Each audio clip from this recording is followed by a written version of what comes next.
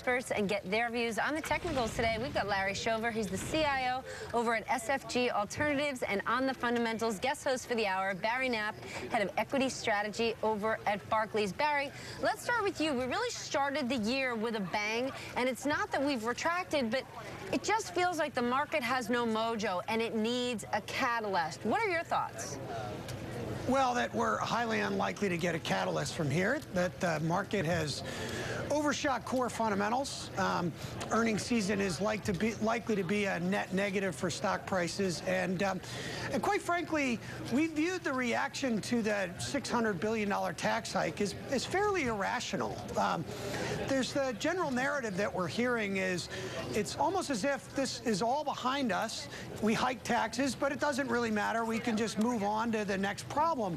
In fact, we're going to see a very big fiscal hit from all this. The first paychecks are going out with the payroll tax having gone up 200 basis points for a huge number of Americans.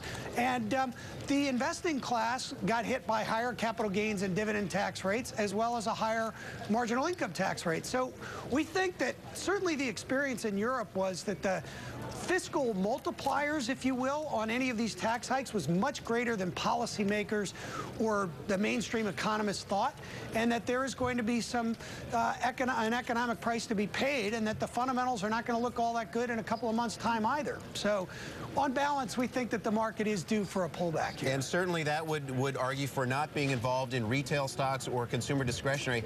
Larry Shover out in Chicago, how are you trying to resolve with what Barry has just told us in your own trading?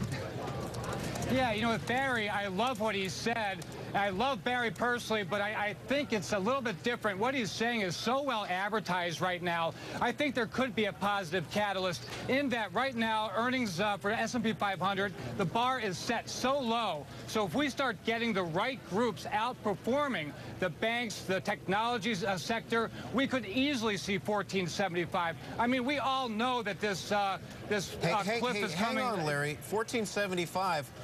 I mean, that's 1% from here. That's kind of like, you know, big whoop-de-doo.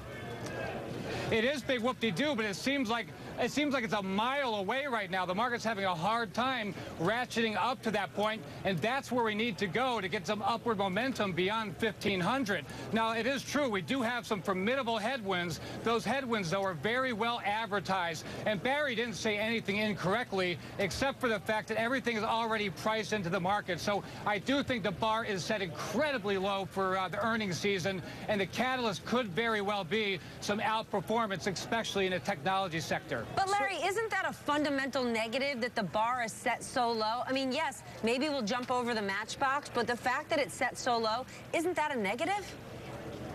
Yeah, you know, that is a good point. I mean, it is certainly a negative. The top-down number, I think, is $107. That's pretty weak.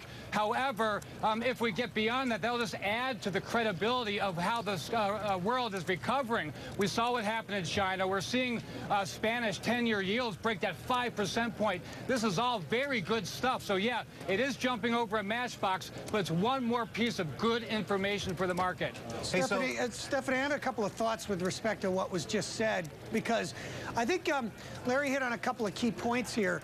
Yes, I would agree. The last couple of quarters have been characterized by weak guidance, a shrinking amount of earnings surprise, and very weak revenues. I think that'll still be true this quarter, but maybe to a lesser extent. He's absolutely correct that the expectations have been marked down a lot.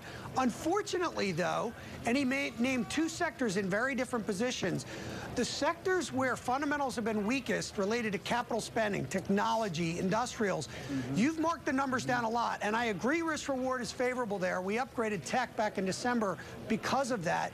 But the sectors that have been driving the rally, namely the financials and retailers discretionary, which have stalled out recently, but up until the end of the year were driving the rally, the numbers are really elevated.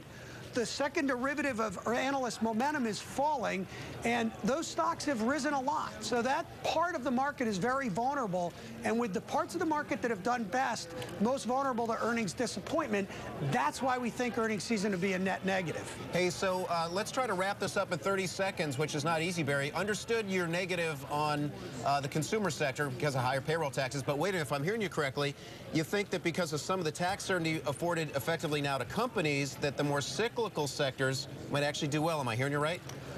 Well, I think it's a little bit early on that front, in as much as we do think that capital spending was as weak as it's been any time in 25 years outside of a recession. So we think it's going to come back. But we still have to settle a lot of public policy uncertainty. To say that we're all the way through that, Adam, ahead of this debt ceiling fight would be a little bit premature. But in tech in particular, we think that cap spending is weak enough, that the bar is low enough, that that sector can come back first.